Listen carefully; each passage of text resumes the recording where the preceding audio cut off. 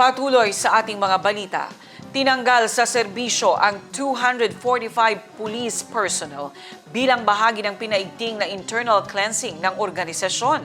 Ang News Now sa report. Mula January 1 hanggang March 31, 2026, umabot sa 245 PNP personnel ang tinanggal sa serbisyo bilang bahagi ng kampanya para sa disiplina at integridad sa hanin ng pulisya. Pinakamaraming kaso ang dismissal ang naitala sa National Capital Region Police Office o NCRPO na may 67.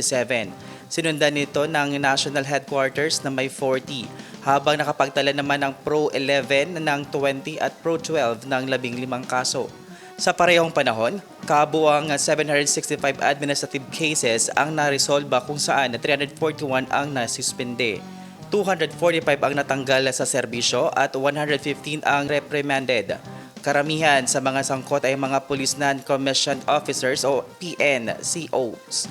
Ayon kay PNP Chief Police General Jose Melesio Nartates Jr., mahalagang panatilihin ang mataas na pamantayan na disiplina, integridad at pananagutan sa bawat kilos ng mga pulis upang mapanatili ang tiwala ng publiko.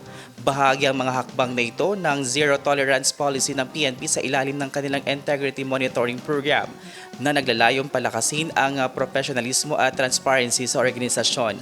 Patuloy naman tiniyak ng PNP ang kanilang commitment sa kampanyang Bagong PNP para sa Bagong Pilipinas, serbisyong mabilis, tapat at nararamdaman. Vermon Calis, iMinds, Philippines.